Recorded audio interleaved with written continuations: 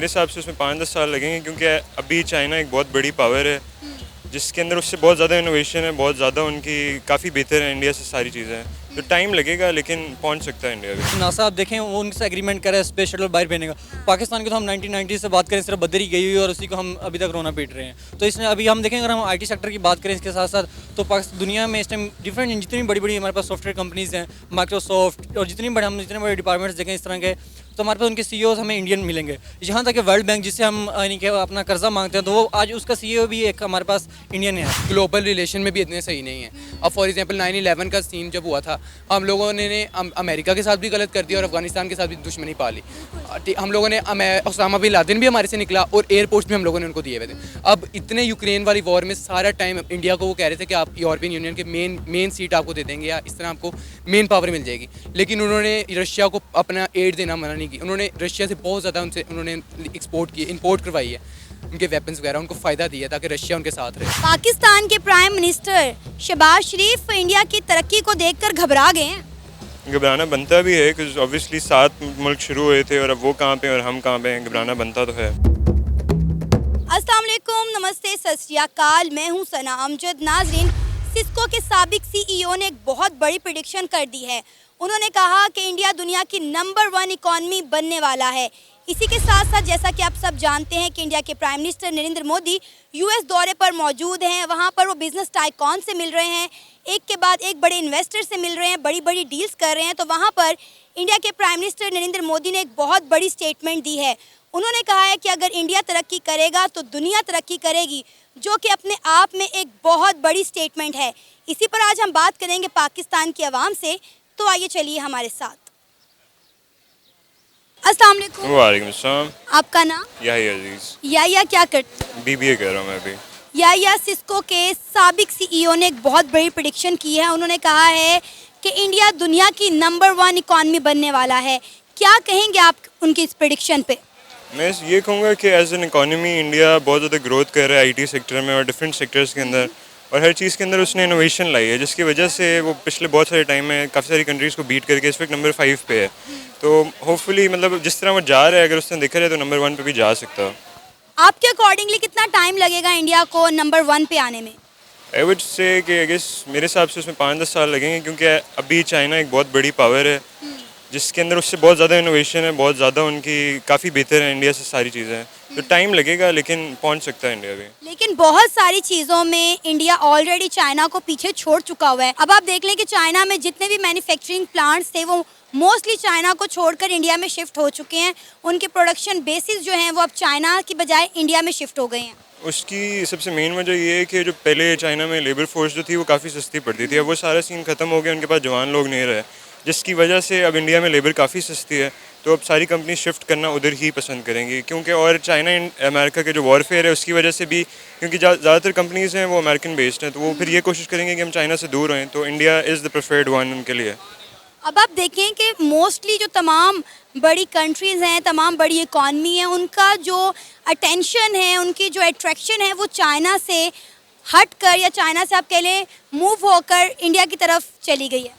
वही अभी जो मैंने जिस तरह बात की कि जो मेन आपकी पावर्स हैं वो यूएन होगी, यूएसए होगी, अब उसके खिलाफ जब चाइना जाएगा तो वो फिर ऑब्वियसली उसको प्रेफर तो नहीं करेंगे, तो वो सेकंड बेस्ट उनको इंडिया ही लगता है। इस पास भी उसी तरह है, लेबर फोर्स भी सस्ती है और वहाँ पे वो आराम से काम भी कर सकता है। आपको पता होगा कि इंडिया के प्राइम मिनिस्टर नरेंद्र मोदी इस वक्त यूएस टूर पर हैं और वहाँ पर उन्होंने अपनी एक स्पीच करते हुए एक बहुत बड़ी स्टेटमेंट दी। उन्होंने कहा कि इंडिया की तरक्की में दुनिया की तरक्की है। क्या कहेंगे आप उनके इस बयान पर? मैं इस बयान पे कहूँगा कि कोई भी तरक्की याफ्ता मुल्क है, जब वो तरक्की करेगा तो ऑब्वियसली उसमें वो नई इनोवेशन लाएगा, तो उसकी वजह से ओवरऑल पूरी दुनिया को फ़र्क पड़ेगा और बेहतर ही है। कोई भी कंट्री अगर डेवलप करती है तो दुनिया की बेहतरी है एक तरह से। क्योंकि अब आप देखें कि इंडिया के दिन ब दिन ताल्लुकात हर कंट्री के साथ, रशिया के साथ, यूरोप के साथ, अमेरिका के साथ बड़े स्ट्रॉन्ग होते जा रहे हैं। जिस तरह वो इन सब के साथ डील कर रहे हैं आपके सामने। जी बिल्कुल ऐसे ही है कि मतलब वो अपने पहले से रिलेशनशिप बेहतर कर रहे हैं और वो इसीलिए बेहतर कर रहे हैं ताकि उनको इकोनॉमी में उनकी फ़ायदा हो सके, और तो कोई बेसिक वजह नहीं निकलती है। अच्छा, पाकिस्तान का आप क्या फ्यूचर देख रहे हैं? पाकिस्तान की इकॉनमी आपको किस तरफ जाती हुई दिखाई दे रही है? इंडिया की तो इकॉनमी की हम दिन रात जो है वो कसीदे ही हमने पढ़ना शुरू कर दिए हैं कि भाई इंडिया जो है वो दिन दुगनी रात चुगनी तरक्की कर रहा है, दुनिया की 5वीं बड़ी इकॉनमी बन गया है, पहली बनने वाला है। तो पाकिस्तान की इकॉनमी आप किधर जाते हुए देख रहे हैं? पाकिस्तान की इकॉनमी की कुछ समझ नहीं आ रही। इस वक्त ज़्यादा कंपनीज आपकी यहाँ से बंद करके बाहर जा रही हैं। कार मैन्युफैक्चरिंग आपकी बिल्कुल ज़ीरो पे पहुँच चुकी हुई है। लोगों के पास पैसा है लेकिन गवर्नमेंट के पास पैसा नहीं है। कोई भी सिस्टम प्रॉपर शुरू से ही नहीं बना, तो आप किस तरह एक्सपेक्ट कर सकते हो कि एक बंदा या कोई भी एक पार्टी आके ठीक कर सकती है? तो कोई कुछ भी नहीं नज़र आ रहा पाकिस्तान की इकॉनमी का। पाकिस्तान के प्राइम मिनिस्टर शहबाज शरीफ इंडिया की तरक्की को देखकर घबरा गए हैं। घबराना बनता भी है क्योंकि ऑब्वियसली 7 मुल्क शुरू हुए थे और अब वो कहाँ पे और हम कहाँ पे हैं। घबराना बनता तो है। अच्छा, हम इंडिया से सीखते कुछ क्यों नहीं है? मतलब घबराना क्या ठीक है? आपको नहीं लगता कि हमें इंडिया से कुछ सीखने की ज़रूरत है? जिस तरह इंडिया इस वक्त पूरी दुनिया पर रूल कर रहा है, उनकी इकॉनमी दिन दुगनी रात चुगनी तरक्की कर रही है, तो हमें इंडिया से कुछ सीखना बेहतर नहीं है? सीखना काफ़ी कुछ चाहिए हम लोगों को उनसे, ऑब्वियसली कि मतलब हम लोगों का तो मुल्क उस तरह जा ही नहीं रहा कि बेशक वो भी पॉलिटिक्स तो वो भी खेलते हैं, करप्शन वहाँ पे भी है, लेकिन उनकी फ़र्स्ट प्रायोरिटी अपना मुल्क होता है। हमारे इधर पॉलिटिक्स के अंदर वो फिर फर्स्ट प्रायोरिटी अपने आप को ले आते हैं। अब आप देखें कि इंडिया के prime minister Narendra Modi US गए हैं, तो वहाँ वो नासा और इसरो का जो है वो एक डील साइन करके आ गए हैं कि अब नासा और इसरो जो है वो मिलकर काम करेंगे, और ये अपने आप में एक बहुत बड़ी अचीवमेंट है। एग्जैक्टली सही कह रही हैं। हमारी तो अभी तक कोई स्पेसशिप शायद एक इन्होंने मिल के की है, उसके अलावा इंडिया की तो पता नहीं कितनी स्पेसशिप्स भी बाहर अभी ऑर्बिट में हैं। मतलब ऑब्वियसली हर तरह से वो हमारे से काफ़ी ज़्यादा आगे हैं। जिस तरह से मर्जी आप चेक करें वो हमारे से बेहतर ही हैं। आपका नाम? मोहम्मद नईम। नईम, क्या करते हो? मैं इस टाइम CS कर रहा हूँ फास्ट यूनिवर्सिटी से। माशाल्लाह। अच्छा, आपको पता है कि सिस्को के साबिक CEO ने एक बहुत बड़ी प्रेडिक्शन कर दी है। उन्होंने कहा है कि इंडिया दुनिया की नंबर 1 इकॉनमी बनने वाला है। क्या कहेंगे आप उनकी इस प्रेडिक्शन पर? देखिए, जहाँ तक उनकी प्रेडिक्शन है, प्रेडिक्शन से पहले क्योंकि हमारे पास रियलिटी बेस होती है, ग्राउंड रियलिटी होती है, तो अगर आप ग्राउंड रियलिटी देखें तो इस टाइम इंडिया बहुत ज़्यादा आगे जा चुका है। उसका IT सेक्टर देखें, ऑटोमोबाइल इंडस्ट्रीज़ देखें, और उसकी यानी कि वर्ल्ड G7 में उसकी यानी कि एंट्री हो चुकी है। तो यहाँ से आप देख सकते हैं कि उनकी प्रेडिक्शन गलत नहीं है। और जहाँ तक हम पाकिस्तान की बात करें तो पाकिस्तान अभी इस मामले में बहुत सा दूर अभी हम नज़र नहीं आ रहा। आपको पता ही होगा कि इंडिया के प्राइम मिनिस्टर नरेंद्र मोदी इस वक्त यूएस के दौरे पर हैं। वहाँ वो एक के बाद एक बड़ी बड़ी डील्स कर रहे हैं, बड़े बड़े इन्वेस्टर से मिल रहे हैं, बिजनेस टाइकॉन से मिल रहे हैं, और उन्होंने भी वहाँ पे एक बयान दिया है कि इंडिया की तरक्की में दुनिया की तरक्की है। क्या कहेंगे आप उनके स्टेटमेंट पर?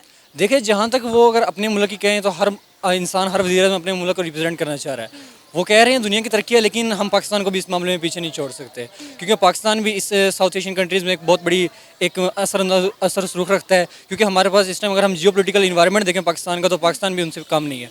जहाँ तक उनकी बात है तो वो बिल्कुल अपनी सही राह पे जा रहे हैं, उनका पॉइंट ऑफ व्यू सही है, क्योंकि वो बहुत सारी यानी कि इंडस्ट्रियल पावर में जा रहे हैं। अब आप देखें कि इंडिया जो है जिस तरह तेज़ी से ग्रो कर रहा है, उनकी इकॉनमी जितनी तेज़ी से ग्रो कर रही है, तमाम कंट्रीज़ का झुकाव कितना इंडिया की तरफ है, और इंडिया हर कंट्री के साथ जो है वो एक के बाद एक डील्स कर रहा है। आप रशिया के साथ ये देख लें, यूरोप के साथ देख लें, अमेरिका के साथ देख लें, हर कंट्री के साथ उनकी ट्रेड चल रही है और बड़े अच्छे मामला चल रहे हैं।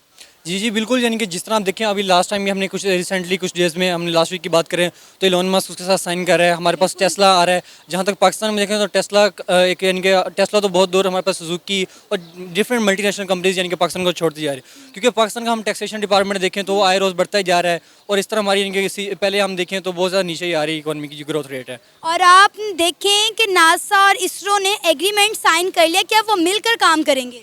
जी बिल्कुल, देखें पाकिस्तान में तो वो तो नासा आप देखें वो उनसे एग्रीमेंट करे स्पेस शटल बाहर भेजने का। पाकिस्तान की तो हम 1990 से बात करें सिर्फ बदरी गई हुई है और उसी को हम अभी तक रोना पीट रहे हैं। तो इसमें अभी हम देखें अगर हम IT सेक्टर की बात करें इसके साथ साथ, तो दुनिया में इस टाइम डिफरेंट जितनी बड़ी बड़ी हमारे पास सॉफ्टवेयर कंपनीज़ हैं, माइक्रोसॉफ्ट और जितने बड़े डिपार्टमेंट्स देखें इस तरह के, तो हमारे पास उनके CEOs हमें इंडियन मिलेंगे। यहाँ तक कि वर्ल्ड बैंक जिससे हम यानी कि अपना कर्जा मांगते हैं, तो वो आज उसका CEO भी एक हमारे पास इंडियन है। तो हम देखें हम इस तरह बहुत सारे सेक्टर जिसमें हम बहुत सारे पीछे, इसमें हमें बहुत सारी डेवलपमेंट करने की ज़रूरत है।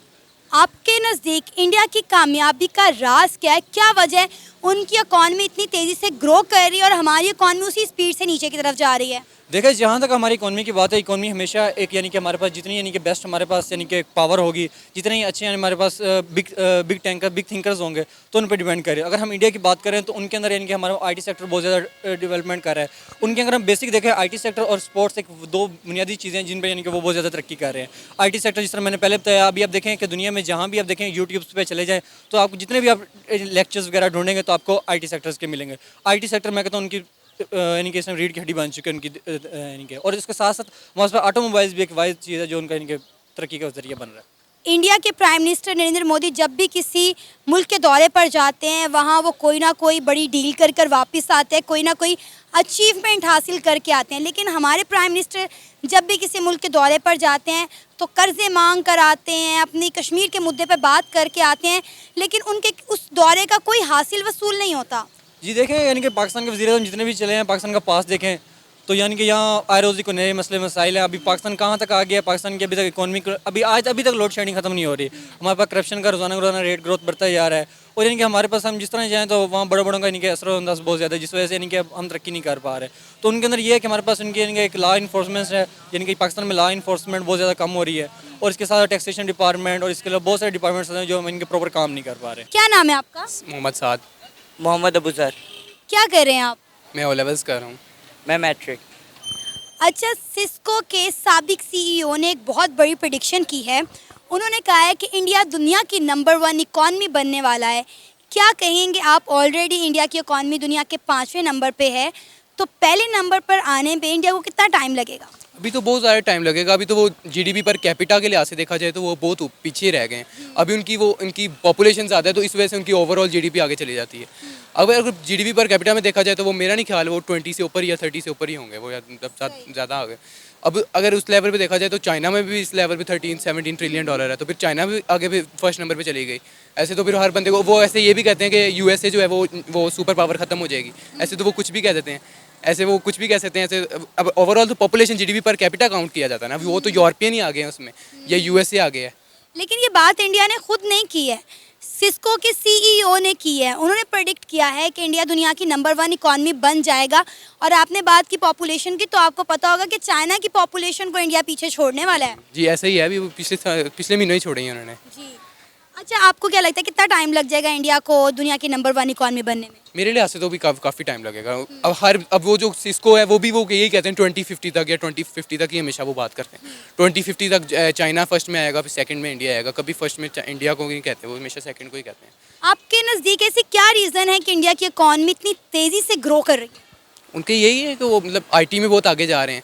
आईटी में हम लोग पीछे हैं। आईटी में हमारे जो मतलब हमारे हेडक्वार्टर्स वगैरह भी बनाना पसंद नहीं कर रहे। हमारे मतलब लोग पीपल बहुत करप्ट हो गए हुए हैं, और हमारे जैसे हम लोग वैसे तो हम बहुत गरीब हैं, लेकिन हमारी जो मेन आर्मी है वो 9th नंबर में आती है। वो हमारी जो फौजी फाउंडेशन है वो आपको पता है कितनी अमीर है। तो वो मेन वजह ये है ना कि हम लोग मतलब वो लूट लेते हैं हमें, लाइक ये वजह है। सही। इंडिया की इकॉनमी क्या वजह है इतनी तेज़ी से ग्रो क्यों कर रही है? मेहनत है ना, बस मेन चीज़ में होती है मेहनत। उनके कॉन्स्टिट्यूशन बहुत आगे हैं, लाइक वो हमसे शुरुआत से ही आगे चले गए थे। हम लोगों का तो कॉन्स्टिट्यूशन बनते हुए 71 हो गए हैं। हम लोग टूट चुके भी हैं, हम लोग पीछे हैं बहुत ज़्यादा उनसे, हम लोग को आगे। अब आपको पता होगा कि इंडिया के प्राइम मिनिस्टर यूएस के टूर पर हैं और पाकिस्तान के प्राइम मिनिस्टर फ्रांस के टूर पे हैं, लेकिन इंडिया के प्राइम मिनिस्टर वहाँ जाके बड़ी से बड़ी डील्स कर रहे हैं, एक के बाद एक एग्रीमेंट साइन कर रहे हैं, बिजनेस टाइकॉन से मिल रहे हैं। लेकिन हमें अभी तक ये पता नहीं चला कि हमारे पीएम फ्रांस में जाके क्या कर रहे हैं। हमारी तो मेन आईएमएफ से ज़्यादा करते हैं। आईएमएफ के पास जाना है, आईएमएफ से पैसे लेने की कोशिश है, और कोई मसला नहीं है ऐसा। आईएमएफ के पास उनको एग्री करना है, बस मेन वजह ये है। हम लोगों को तो बस ये पता है कि हम लोगों ने बस कैसे पैसे लेने हैं। तो कब तक हम आईएमएफ के कर्जे पर ही जीते रहेंगे? अपना कुछ क्यों नहीं करते? अपनी इकॉनमी को खुद से बेहतर करने के लिए हमारी गवर्नमेंट खुद से स्ट्रगल क्यों नहीं करती? आप मुझे बताएं कि आज तक इंडिया कितनी बार आईएमएफ के पास गया कर्जा लेने के लिए? मैंने वैसे आज तक अपने टाइम पे तो नहीं कभी देखा, लाइक बहुत कम ही गया है वो। लाइक उधार देता है। श्रीलंका को उसने $1 बिलियन दिया था उधार, मतलब जब उनका क्राइसिस हो रहा था। और हम तो हमेशा $1 बिलियन के पीछे रहते हैं कि $1 बिलियन हमें कुछ दे। आप देखें कि श्रीलंका, अफ़गानिस्तान, बांग्लादेश, हर कंट्री को जो है वो इंडिया सपोर्ट करता है, उनकी माली इमदाद करता है, उनकी कंट्री में जो है वो ज़्यादा से ज़्यादा जो है वो इन्वेस्टमेंट करता है। लेकिन हम हमेशा से जो है वो जब भी किसी कंट्री के पास जाते हैं तो हम इमदाद के लिए जाते हैं, कर्ज़ों के लिए जाते हैं। हमने कभी कोशिश ही नहीं की कि हम अपने पैरों पर खड़े हो सकें। हम आज तक हमारी कंट्री इमदादों पर, कर्ज़ों पर ही चल रही है। इसमें मतलब है ना कि हम लोग आगे का नहीं सोचते, हम लोग अभी का प्रेजेंट का सोचते हैं। इंडिया ने अब देखो फ्यूचर का सोचते हैं। वो अभी इस टाइम डॉलर पहले 80% मुल्कों में चलता होता था, बाकी 20% में गोल्ड वगैरह चलता था। अब इंडियन रुपीज़ में चलता है। इंडियन रुपीज़ अब इस टाइम बहुत आगे चली गई हुई है। अब लोग इंडियन रुपीज़ में प्रेफर करना चाह रहे हैं। श्रीलंका भी पहले डॉलर से करप्ट हो गया था, अब उन्होंने इंडियन रुपीज़ में कहा है कि इंडियन में ले लेंगे हम लोग। बिल्कुल, मेरा ख्याल है कोई 19 के करीब कंट्रीज़ हैं जो डॉलर की बजाय इंडियन करेंसी में ट्रेड करना चाह रही हैं, इसकी वजह से इंडिया की करेंसी की वैल्यू जो है वो बहुत ज़्यादा बढ़ रही है। जी बिल्कुल ऐसे ही है, ऐसे ही। अब चाइना ने भी ऐसे ही किया है। चाइना ने पेट्रोल जो इस बार सऊदी अरब से लिया है वो अपने चाइनाज़ रुपीज़ में लिया है। वो डॉलर अब कम हो रहा है, तो इसको फ़ायदा भी है इसको इंडिया का, कि अब डॉलर की कम हो गई है पावर। और इंडिया जिस भी कंट्री के साथ ट्रेड करता है, आप देखेंगे रशिया के साथ जिस तरह उन्होंने ट्रेड की, वो डॉलर में नहीं करते, वो अपनी करेंसी में करते हैं। असल में ये है ना कि हम लोग मतलब ग्लोबल रिलेशन में भी इतने सही नहीं हैं। अब फॉर एग्जांपल 9/11 का सीन जब हुआ था, हम लोगों ने अमेरिका के साथ भी गलत कर दिया और अफगानिस्तान के साथ भी दुश्मनी पा ली।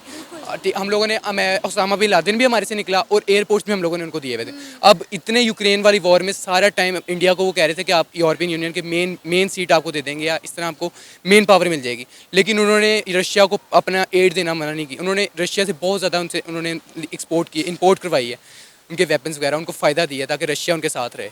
तो अब देखें इंडिया और रशिया के टर्म्स देख लें आप कितने अच्छे हैं।